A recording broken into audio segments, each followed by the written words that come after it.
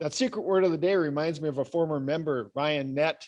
Some of you may remember Ryan, who would machinate to discover that secret word of the day by pretty much reciting the dictionary when he got up front every time.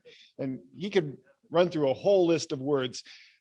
The role of humor master is to start off the morning with a laugh, but it was dropped on me last night at about 9 o'clock when I checked my email and Carpagam was bailing out of this little task.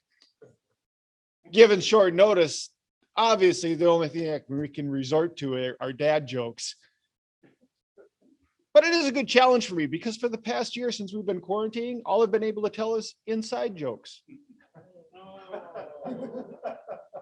Last weekend was beautiful. Got to work outside. I got to prune some trees. I had to use my step ladder. I never knew my real ladder. I just found out I'm colorblind. The news came out of the purple. Of all the inventions of the last 100 years, I think the dry erase board is the most remarkable.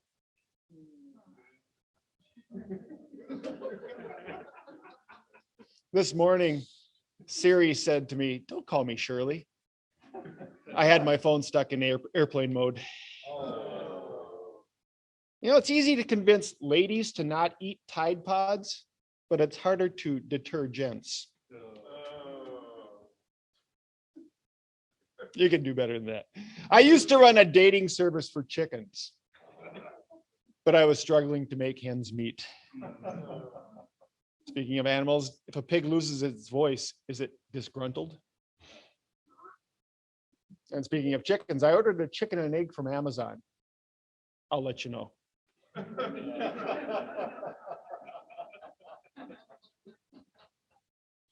My doctor told me I was going deaf. The news was hard for me to hear.